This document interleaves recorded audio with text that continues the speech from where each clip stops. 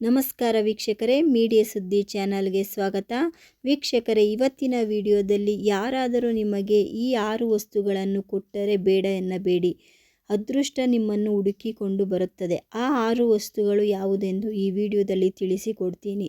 ಯಾರೆಲ್ಲ ನಮ್ಮ ಚಾನಲ್ ನೋಡ್ತಾ ಇದ್ದೀರಾ, ದಯವಿಟ್ಟು ನಮ್ಮ ಚಾನಲ್ಗೆ ಒಂದು ಸಬ್ಸ್ಕ್ರೈಬ್ ಮಾಡಿ ಮತ್ತು ಒಂದು ಲೈಕ್ ಕೊಟ್ಟು ಸಪೋರ್ಟ್ ಮಾಡಿ. ಕೆಲವೊಮ್ಮೆ ನಮ್ಮ ಸುತ್ತಮುತ್ತ ಅದೃಷ್ಟವಿದ್ದರೂ ಕಾಣುವುದಿಲ್ಲ. ಬಡವ ಶ್ರೀಮಂತನಾಗಲು, ಶ್ರೀಮಂತ ಬಡವನಾಗಲು ಹೆಚ್ಚು ಸಮಯ ಬೇಕಾಗುವುದಿಲ್ಲ. ಅದೃಷ್ಟ ಎಂಬುದು ಇದ್ದರೆ ಭಿಕ್ಷುಕ ಕೂಡ ಶ್ರೀಮಂತನಾಗುತ್ತಾನೆ. ಅದೃಷ್ಟವೆಂದರೆ ದೈವ ಕೃಪೆ ಆಗಿದೆ. 7 ನಮ್ಮ ಪ್ರಯತ್ನವಾದರೆ, 8ನೆಯದು ದೇವರ ಕೃಪೆಯಾಗಿದೆ. ಇದೇ ಅದೃಷ್ಟ. ಜೀವನದಲ್ಲಿ ಕೆಲವು ಲಕ್ಷಣಗಳು ಮುಂದಿನ ದಿನಗಳಲ್ಲಿ ಅದೃಷ್ಟ ಹುಡುಕಿ ಬರುವುದರ ಸೂಚನೆಯಾಗಿರುತ್ತದೆ. ಆದರೆ ಯಾವುದು ನೋಡೋಣ ಬನ್ನಿ. ಎದ್ದ ತಕ್ಷಣ ಗೋವಿನ ದರ್ಶನ, ಗಂಟೆನಾದ ಕೇಳಿದರೆ, ಪಕ್ಷಿಗಳ ಧ್ವನಿ ಕೇಳಿದರೆ, ಮುತ್ತೈದೆಯನ್ನು ನೋಡಿದರೆ, ಅಥವಾ ಹೊರಗಡೆ ಹೋಗುವಾಗ ತುಂಬಿದ ಕೊಡ, ಪಾತ್ರೆ ತುಂಬಿದ ಹಾಲು ಅಥವಾ ಎಳನೀರು ಕಂಡಲ್ಲಿ ಮುಂದೆ ನಿಮ್ಮನ್ನು ಜೀವನದಲ್ಲಿ ಅದೃಷ್ಟ ಹುಡುಕಿಕೊಂಡು ಬರುವುದು ಇದರ ಸೂಚನೆಯಾಗಿದೆ.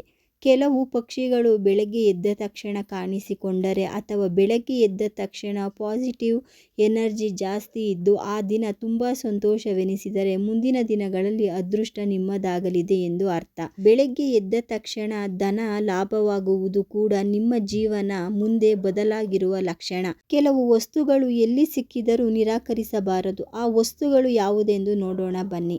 ಸತ್ಯನಾರಾಯಣ ಕಥೆ. ಪ್ರಸಾದವನ್ನು ಯಾವಾಗಲೂ ನಿರಾಕರಿಸಬಾರದು. ಯಾರೇ ಸತ್ಯನಾರಾಯಣ ಕಥೆಗೆ ಕರೆದರೂ ಹೋಗಿ ಪ್ರಸಾದ ತೆಗೆದುಕೊಂಡು ಬರಬೇಕು.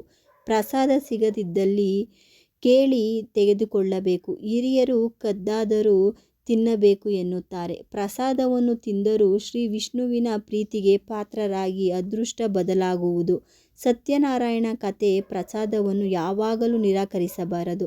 2ನೆಯದಾಗಿ, ಶಿವನನ್ನು ಪೂಜಿಸಿ ನಂತರ ಪೂಜೆಯ ಪ್ರಸಾದವನ್ನು ಯಾವಾಗಲೂ ನಿರಾಕರಿಸಬೇಡಿ. ಶಿವನ ಪೂಜೆ ಸಿಕ್ಕಿಲ್ಲವೆಂದರೂ ಪ್ರಸಾದದಿಂದ ಪೂಜೆಯನ್ನು ನೋಡಿದ ಫಲ ದೊರೆಯುವುದು. 3ನೆಯದಾಗಿ, ದಾರಿಯಲ್ಲಿ ಸಿಕ್ಕ ಹಣವನ್ನು ನೀವೇ ಇಟ್ಟುಕೊಳ್ಳಿ.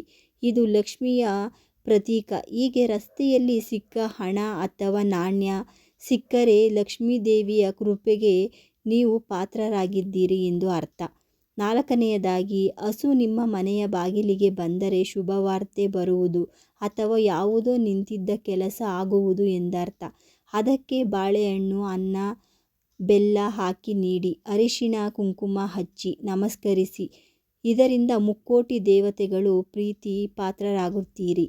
5ನೆಯದು, ನೀವು ಊಟ ಮಾಡುವಾಗ ಯಾರಾದರೂ ಬಂದರೆ ಬರಿಗೈಯಲ್ಲಿ ಕಳಿಸಬೇಡಿ. ಮನೆಗೆ ಬಂದ ಭಿಕ್ಷುಕರಿಗೆ 1 ರೂಪಾಯಿ ನಾಣ್ಯವನ್ನಾದರೂ ಕೊಡಿ, ಬರಿಗೈಯಲ್ಲಿ ಕಳಿಸಬೇಡಿ. 6ನೆಯದಾಗಿ, ಇನ್ನು ಮನೆಗೆ ಹಿರಿಯರು ಯಾರೇ ಬಂದರೂ ಅವರ ಕಾಲಿಗೆ ಎರಗುವುದು ಸಂಪ್ರದಾಯ. ಇದರಿಂದ ಜೀವನದಲ್ಲಿ ಅಭಿವೃದ್ಧಿಯಾಗುವುದು. ಹಿರಿಯರ ಆಶೀರ್ವಾದವನ್ನು ನಿರಾಕರಿಸಬೇಡಿ. ಸಕಲ ಸೌಭಾಗ್ಯ ದೊರೆಯುವುದು.